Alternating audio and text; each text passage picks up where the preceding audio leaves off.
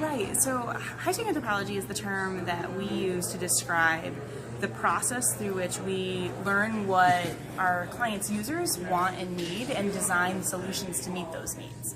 So it's really fun because I'm obviously not a diesel mechanic.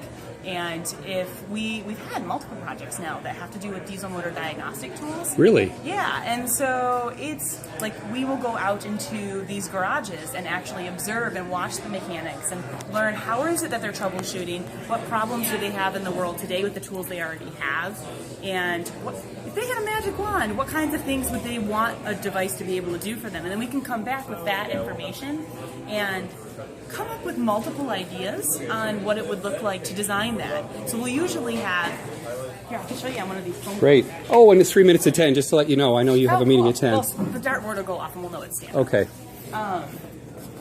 And you're welcome to join us. I'm going to do a 90-degree thing. Hopefully I won't drive my audience crazy. Okay. I'm also going to sit because you can see I'm wobbling a lot here. They're going to get dizzy when they watch this. Yeah, and such good stuff. I hope it's not One of bad. the diesel motor diagnostic tools. Wow. Where it was like a handheld device. It was a little bit bigger, I think, than real life.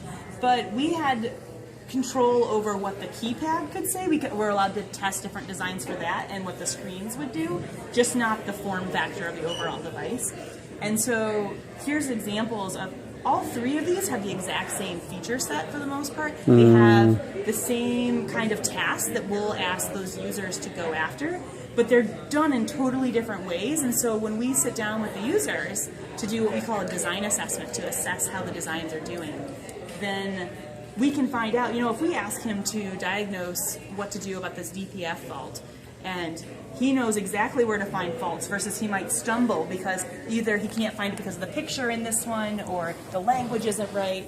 It gives us an opportunity to talk with those users and say, so what do you expect there? Because you obviously, it's having a problem. It's not the user's fault, it's our design that's got the problem. And so being able to kind of tease out through contrasting designs, like what should this actually be, and then do this over and over with multiple users so that we get a sense of the trends. Like if we often hear that this should actually be called sessions instead of faults, that doesn't make any sense, but just an example.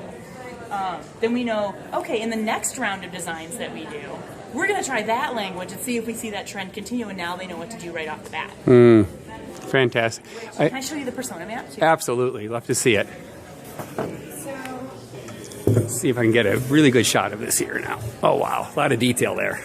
Yeah, but the detail doesn't matter so much unless you're working on the design, so you're this okay. is the persona map, which is what you call it, and you're looking at who's you'll explain. I read it in the book, but I want you to explain it, please. So all of the design assessments that we do, we have to figure out what users do we want to talk to. So when we did those observations, we create these personas, which are like essentially historical fiction characters. Like they're based on real data that we gathered out of the observations, but you won't find an exact replica of this guy out of any of our observations. It's kind of like we've melded together. Exactly, composite's a good word for it. And if I can just throw in one thing, because Rich emphasized in the book, and I wholeheartedly agree, your customers will always say, we want the software to serve all of these people equally well. The world too. Right, and you get, anytime you're in business, you always get that when you ask, well, who's your, everybody's our customer.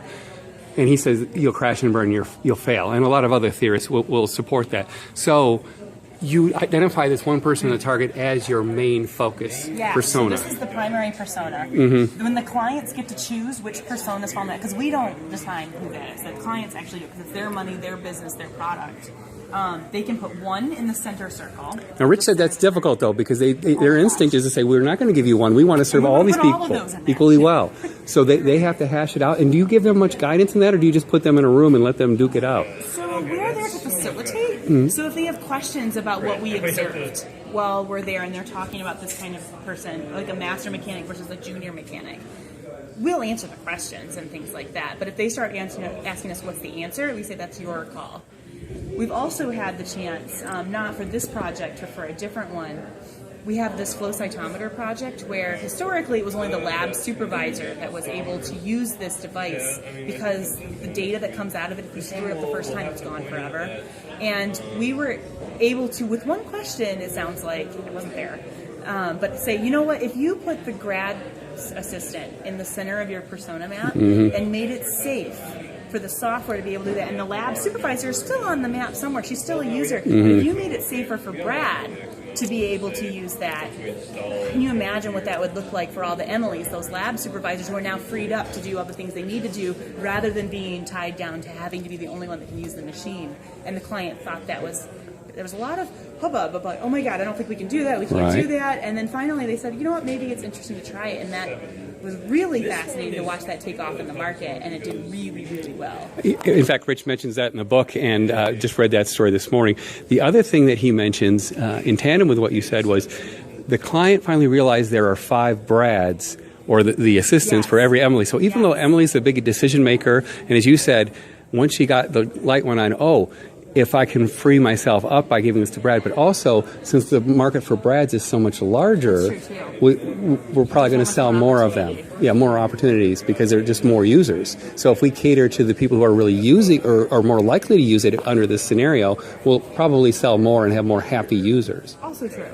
So this has big impacts when you think about, for this diesel motor diagnostic tool. So most of the users that we'll search out to test the designs with are these Garys, these primary personas. But there are also features like, so say you want to graph all of the data that you're pulling off of the truck, like how the pressures are going up and down or the temperatures are going up and down. And maybe Gary doesn't care so much about that. He just wants to get to some other part of it. But Frank, who's loves technological tools. Master mechanic, he is all about. They're both master mechanics. Oh, right. He is the one that's really into the tech devices, and he says, can I just get to the truck already and start fixing it? Okay. So we might hide that graphing tool a little bit more, like put it behind a button or put it under a menu or something so it doesn't get in the way of Gary. Good. But Frank can still get there. And so that's how you can still solve. There's many different ways to solve the needs of multiple users, but you have to know who your first priority is, and that's what the persona map really helps us have our clients define, because there's a lot of different ways HTAs, high-tech anthropologists, could take the designs when they are brainstorming different ideas. But if that's our first priority, we'll start to think about his goals and his needs first and foremost before we think about Frank's. Great. And what wonderful framework for decision making. Yes. And in product design, you could pull your hair out for days and days, but if you have this framework, it makes those decisions so much easier. Who are we really targeting first here? And it's really funny, too, because over the life of the project, we see so many Garys, and we get to go familiar with these guys that they actually become human almost inside the factory. So even the developers on the flow cytometer project will talk about the Brads. They'll talk about the Emilys. They'll talk about the Elaine.